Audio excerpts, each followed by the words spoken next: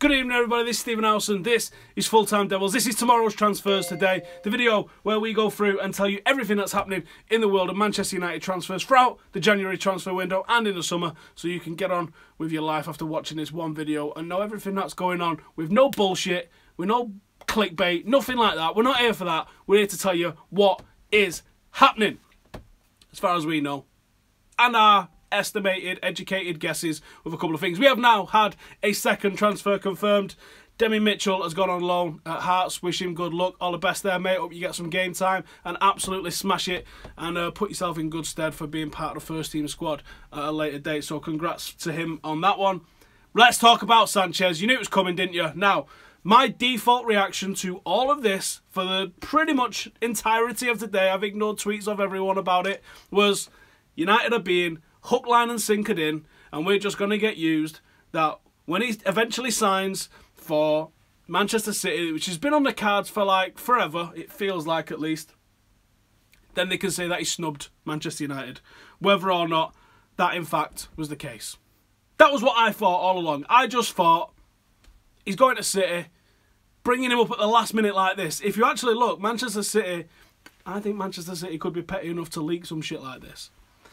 All of the players that Manchester City have signed recently, even Pep Guardiola, it was in the papers just before it was announced that he was going to City, that Manchester United was interested in or thought they were getting him or something along those lines. So, not buying into it, not feeding it, not thinking it could happen. But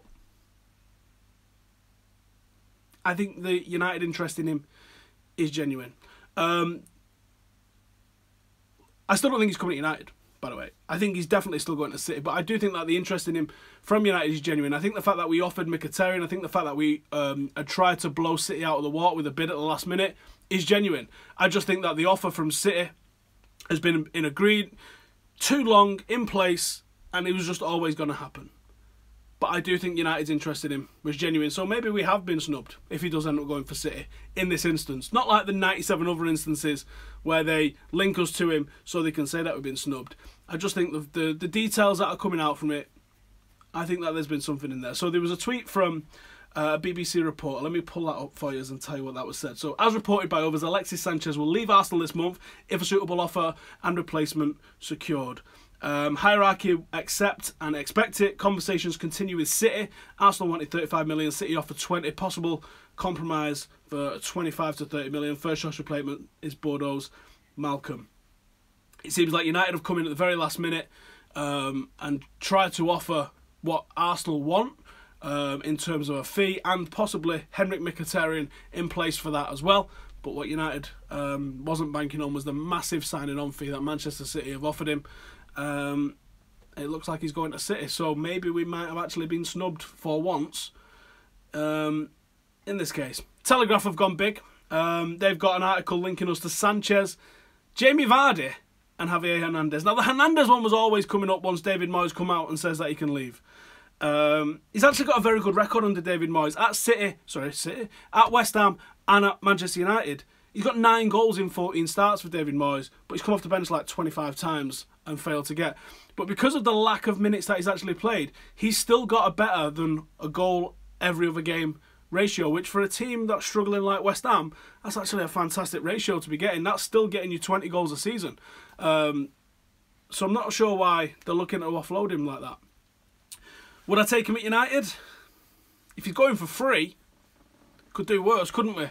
But what I don't understand is the Telegraph's article is based on the basis that Manchester United, I'll read the headline, the first paragraph. Manchester United made preliminary inquiries about a range of strikers, including Alexis Sanchez. First off, Sam Wallace, chief sports writer, chief football writer, wouldn't call Alexis Sanchez a striker. Technicality, I know. We'll just want to throw that one out there.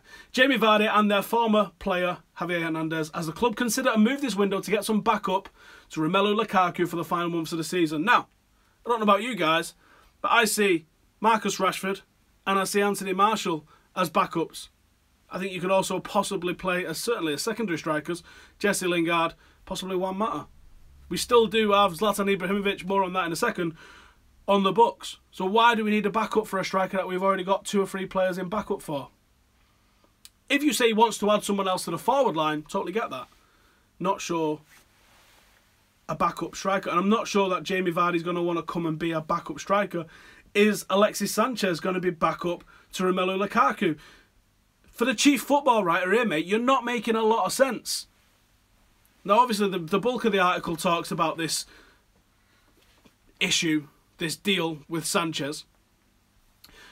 The middle of the article literally just mentions Vardy would be the most expensive. Doesn't even give, like, reasons why we're in for Vardy or anything. It feels like this has been completely pulled out of his arse. And then it's like, oh, Hernandez used to play for you, so let's link you with him.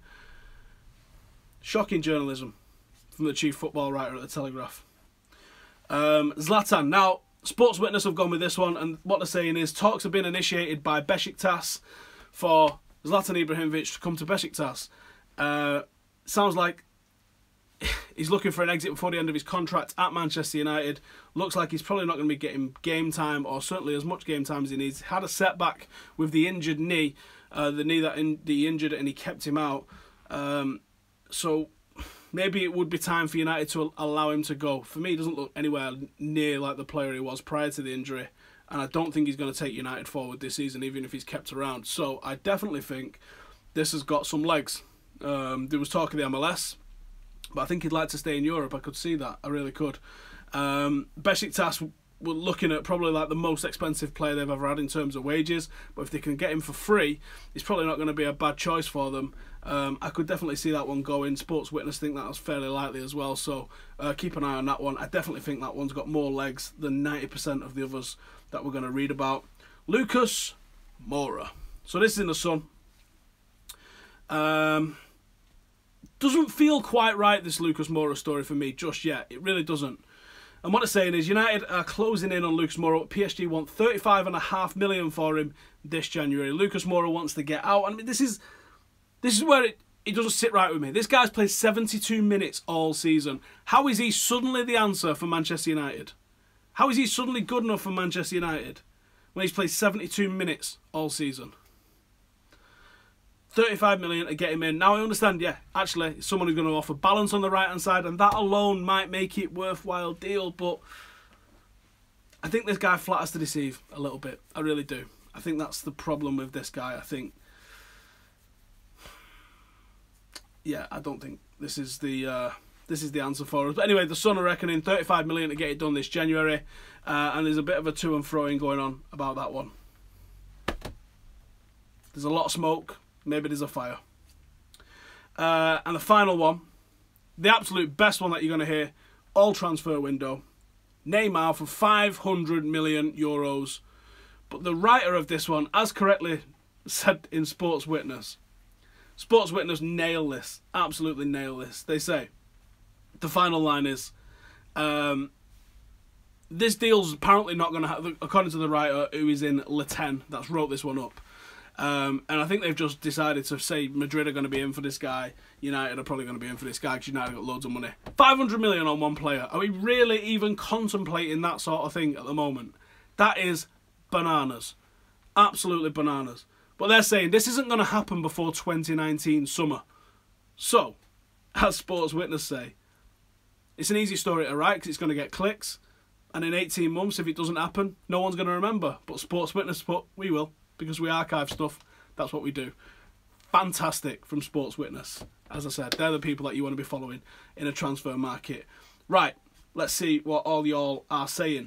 Mahrez is better, says Shahid Hussein. Sun are just a page-free paper, they're not even that anymore. Moura is not United class, says Hugh. Do I really think we'll sign Sanchez? No, I pretty much spent most of this video saying I don't think we'll sign Sanchez, but I do think our interest in him is real, and I think that's as much as I could go about it. Yeah, but United ain't buying shithouse, and that's why City is way better than us. What do you want us to do? Some of us are living in the real world. Some of us have got a sheikh that's literally pissing oil money up the wall and allowing them to just completely churn over their squad. As Mourinho said the other day, Pep arrives and he's got the England goalkeeper. He goes, no, I don't want that one, I want that one. And they get him Claudio Bravo and he goes, actually, I don't want that one, I want that one. How many clubs can actually turn over that many staff in one go? There's a stat going around, I'm not sure when it's from, in like the last, is it the last 7 or 8 years, something like that, United have seen 7 players join and leave. In that time, Manchester City have bought 26 and moved them on in that time. So the turnover of players, not just the money spent, but the turnover of players is much higher there. 4 ideal signings was, I'm not reading all of those out, but, you know, whatever. Sanchez United, RVP all over again. I would like it, I really would. He adds a lot to United. I just don't think it's going to happen, to be honest. Do I want United to sign Malcolm?